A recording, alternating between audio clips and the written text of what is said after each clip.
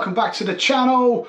Today we're indoors and we are going to be doing a quick look at the Westin Escape Cam underwater camera, and I'm going to talk you through some of its features, how to set it up, best practices with it, and a few things that I've found. And I'll put a bit of footage in as I go as well so you can see the camera quality. If you're new to the world of underwater cameras, just a quick bit on that. These are an absolute game changer for your fishing, they really are. Not only can they tell you how well your rig is fishing, your lure, your baits, they can also tell you the fish that are on a mark, how your bait is looking, your hook presentation, bait presentation. Is a fish rejecting a bait? Is it rejecting a lure? You can see the tail action, and I've got some great footage on my channel of that already if you haven't already seen it. So if underwater camera stuff is your bag, have a look around that, and I'll tag a few at the end. I've been using two different cameras now for the last few months for my underwater camera work. So at the end of this video, I will tag in a review of the Waterwolf 2.0 camera that I've been using for a little while. And I'll also obviously tag some more stuff in of this one here. But this is the Westin Escape Camera, which was very kindly sent to me by the guys over at Westin. They said, look, you know, we've seen your Waterwolf stuff. Can we send you one of these? Because we think you're going to like it and we think it's going to be better. So have a look. So in the future, there's going to be a full review of this, but today it's just going to be a look at what is in the box, some key features, and how to set it up. So stay tuned. So off the bat then, what we've got is a tidy little case, and it comes obviously with a cardboard sleeve that you can just discard, but the camera is there on the front, and it tells you what's in the box on the back, but I'm going to unzip it and show you anyway, just so you can get a feel for it, because some of these things, you look at stuff and you think, where does that go? So this hopefully will answer those questions for you. Key features of this though is it's waterproof to 200 meters or 650 feet if you work in that. That is more than enough for anywhere in the UK, certainly that I know of. Out here at Eastbourne, 220 foot max is what we go to. So in terms of depth ranges, this is more than adequate and got you covered. Even down west, you're not going to be losing anything here. It's HD. The camera itself on its own with no attachments weighs 40 grams, so it's nice and light. And as you're going to see in a minute, it's completely streamlined. Now you get 2.5 hours of battery life on a full charge, and depending what memory card you stick in it, you can get hours and hours. I think it's up to 10 hours of footage on a 64 gigabyte memory card.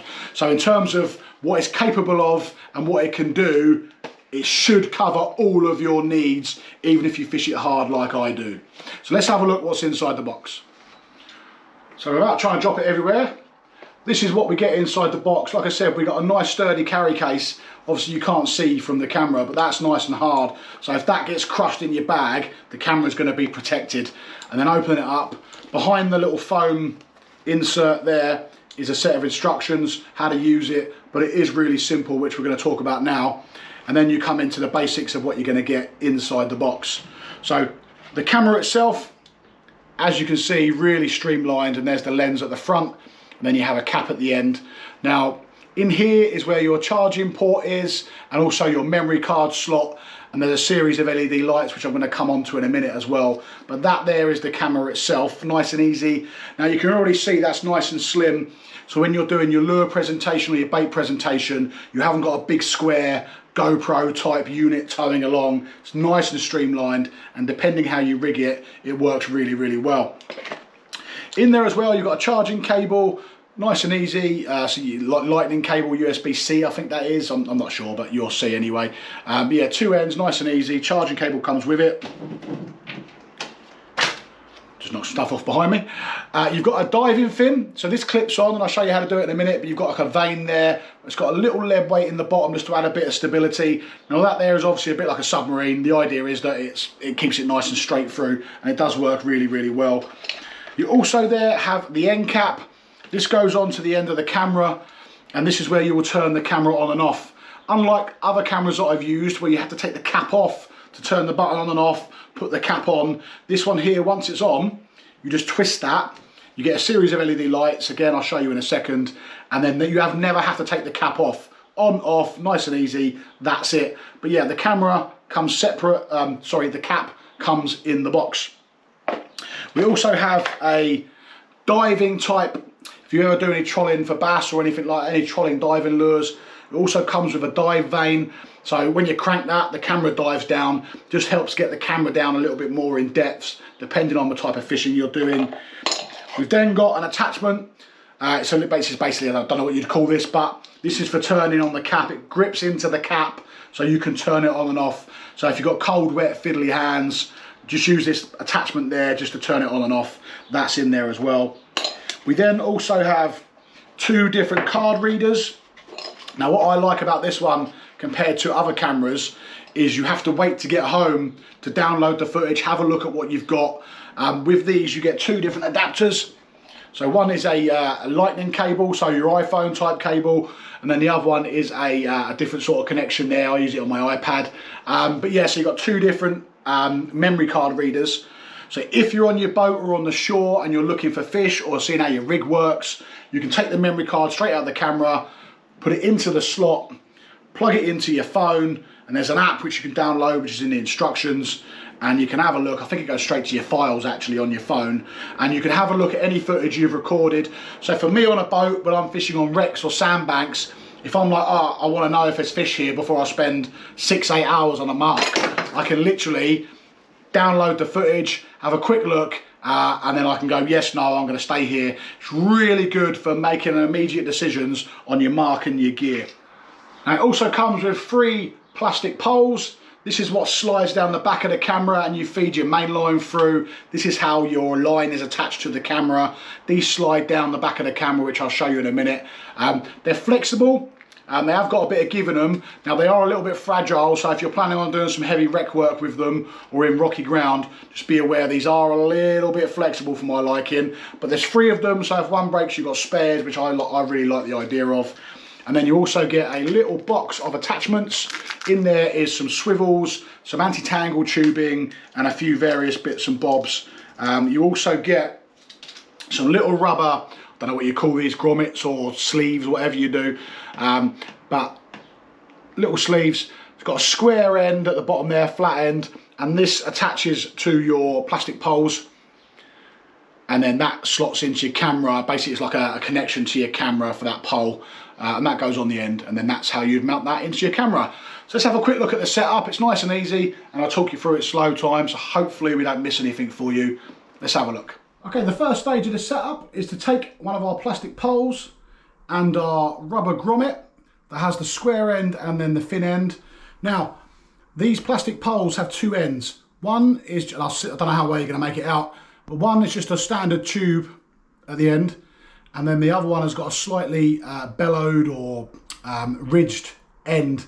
Now it's the ridged end that we're going to want, and then we're going to take the square end of our rubber grommet and we're going to push the ribbed end of the pole into there so it fits nice and snug. Now if it's new it can be quite tight, and if it's fiddly or you've got big hands like I have, it can be quite fiddly, but you're just going to push it in and make sure it goes in all the way, and you will hear an audible click. Very, very faint, but it will clip in. And then that there is the first stage of setup, rubber grommet fitted to our plastic pole. Okay, so now we're going to take our newly fitted rubber grommet onto our plastic tube, and we're going to take our camera. Now the rubber grommet there has got a flat section. One bit is rounded and the other bit is flat. The camera's got the lens on one end and the charging port end on there. What you're going to do is making sure that the flat portion of the rubber grommet faces down, and the camera's got 2 guides on the back like that. You're then going to just take the tube, push it down like so, making sure that the flat bit runs flush with the camera, and just simply pull it down, and you'll see now that is mounted flush next to that first guide there. And then you have your bit that sticks out the back there, and that is actually the camera without any attachments. Obviously it needs the cap putting on the end there, which I'll do in a second, but that is actually it mounted and now ready to put your line through there, and I'll come on to that in a second. So as I mentioned, the camera comes with 2 attachments, one of them being the dive lip. So like I said, it's just like a diving Rapala lure or any other deep diver. Obviously it's got the lip on the front. Now that has to go at the front of the camera, which is the cap end. Now currently we've got our tube there. So to fit this, it's nice and easy. All we're going to do is we're just going to push that tube down, like so, and then all that happens is with the lip facing that way like that, so obviously the camera's got to be towed down, and that is what's going to dive that camera, is that lip pointing downwards. Just slot it in behind that first port there like so. He says like that, goes there like that. So just slots over the top of that first port, and I'll show you again. So that's the cap end of the camera, lip facing down. Just take it, it's got a little recess there that just clips over the top of that first mount. Hold it in place and then gently just guide that plastic tube back up through, making sure that rubber grommet at the back sits flush again and sits flat. And now your dive lip is attached, not going anywhere. It's held in place by that tube that has gone through it, and then we are all good to go for the next phase. Now, there's no pictures in the instructions here, so if you're looking for the instructions for it, you're not going to find it. The instructions are in different languages, but there's no visual representation of that. So just to show you again, same way to take it off. I dropped it. Push that tube down, like so. You can remove it, and then to put it on again, like I said, make sure the lip is there facing down. Just slots over the top, hold it in place, push that tube back through, making sure the rubber grommet there at the back sits flush, push it on, and that's you not going anywhere. And that is your dive lip fitted to the Westin Escape Camera. Okay, so the next attachment the camera comes with is the torpedo style diving lead weighted vane. Like I said, it looks like a torpedo, it's got the dive fins on it. This is for extra stability, and of course it has that lead weight. It's not lead, but it's got the weight at the top. Now, this is a square peg round hole type job, in that it will only go in one way. Now you've got the rubber grommet at the top of the camera, and this time the attachment is going to go on the lens end, i.e. the camera end of the unit, and it will only go in one way. You've got a little hole there where the rubber grommet slots into. If you try and do it the other way, it simply won't fit round the camera. Now the way it works, it's just a clip on, and it will connect in like that. It's nice and easy, but like I said, it will only go on one way. So on the camera itself, which hopefully you can make out, there are 3 little lugs around the camera, and all you simply do is with the lead weight, the weight type bit is going to sit over the top of the rubber lug in line with the tube. Just open it out, and it can be a bit fiddly, especially if you've got big hands like me. Just open it out slightly, slot it in like so, and it sits flush with the edge of the camera, and then it's just a case of squeezing it tight, and he says, and then clipping on it. If it's a new camera, it can be a bit stiff, and it clicks in place like so, and that now is your camera complete with both attachments. So the weight and the dive lip should be in line with each other, and obviously the idea is that pulls it down and gets down those extra depths. So that is the camera now fully set up with attachments. We're just missing our line, but I'm going to show you that now. Okay, so if you're new to my channel, I do a lot of sea fishing primarily on the boat. Obviously Amputee Angler, you can't see, out of shot, I've got 2 legs missing. So a lot of my stuff is done on the boat, but it's the same principle for on the lakes or the rivers or whatever. You just take off or add attachments as you want, depending what your needs are. Generally, that's how my setup is for the boat. I keep it all on. But to actually fish it, again, this is just my way because I do a lot of boat fishing.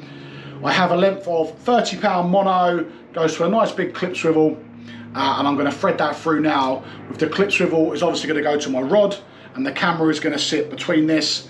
All you do is just take your line, and again, it can be quite fiddly, thread it through that plastic tube, all the way down through, until it pokes out the other end. In a minute, I'll show you. So there it comes out now, there like that.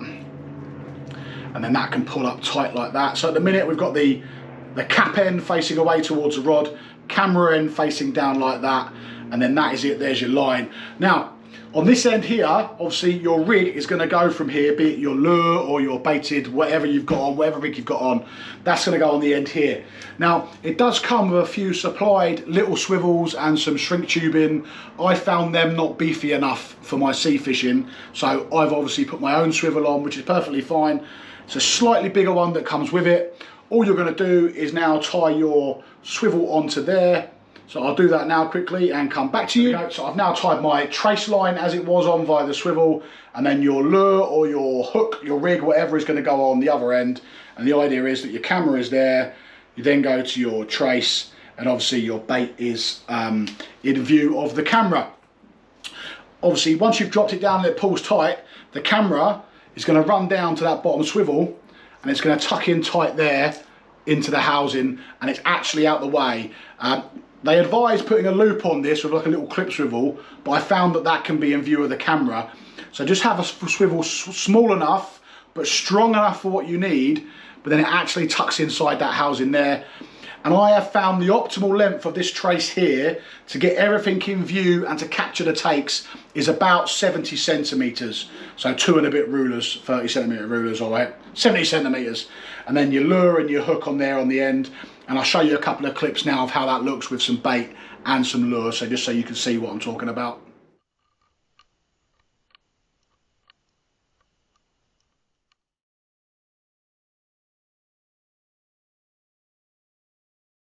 And then, yeah, that is really your camera set up, good to go. We'll come on to switching it on in a minute, but that, in terms of setup, is how it's done. Now, a couple of key points that I've learned the hard way with this is you have your line that threads through first through the camera.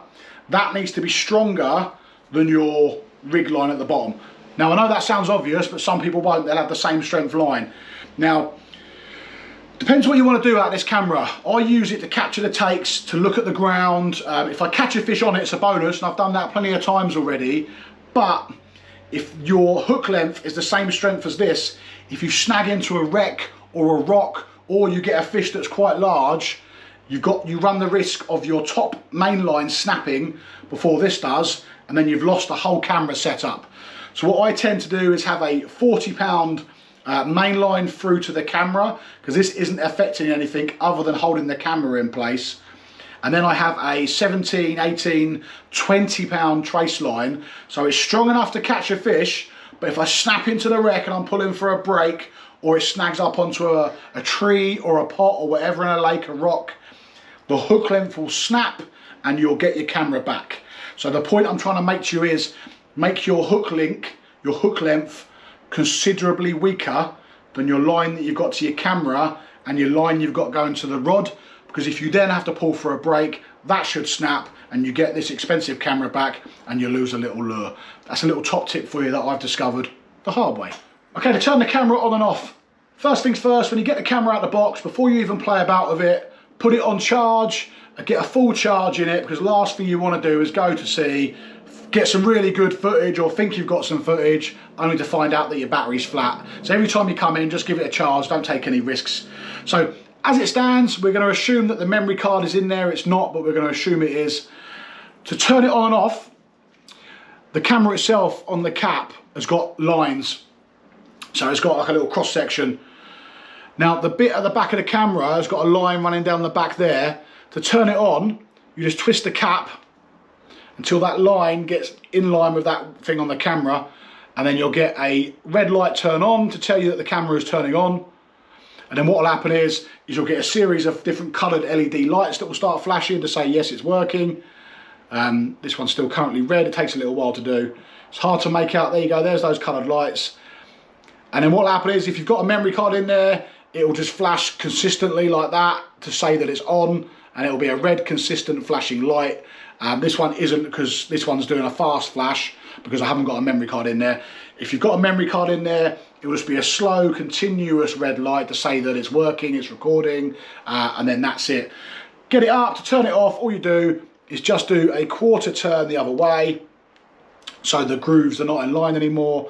It'll be a little second, couple of seconds wait, and then you've got a series of flashing lights again in a second. This one's not doing it because there's no memory card in there, but you'll get a series of flashing red lights. That'll tell you that it's turned off, so you know you're not wasting up any memory space or battery space. And then when you want to go again, just turn it. If you're fiddly and you haven't got the fingers for it, that's what this cap is for. You just place that on and turn it. It can be difficult with the dive lip on it, but it's not that difficult to turn on and off with your hands, okay? And that is it. Well, that is the setup of the Westin Escape Cam. Hopefully you found that useful. Like I said, the instructions don't come with any pictures, so it's nice to get these done nice and visual for you. It is nice and easy, but if you have any questions, do just ask me in the comments and I'll get back to you. I always do. Just to recap, all right, up to 650 feet depth, 2.5 hours battery life, which is more than enough. And yeah, nice and easy. 2 attachments, a dive lip, the veil there at the end, the torpedo vane, they can come off, so have a play about and see what works best for you. 70 centimeters of line that is weaker than your main trace line through the camera, and experiment with your bait and the rest of it. Just be careful in and around the wrecks, because obviously if you get snagged up, that's an expensive loss. But hopefully that's been of use to you. If I've missed anything, or you think I need to cover something else, or you want something else covering, let me know. And there will be a full review video of this and a Water Wolf versus Westin trade-off video that's coming as well. But thanks for watching. Please do like and subscribe, and I will see you all again soon.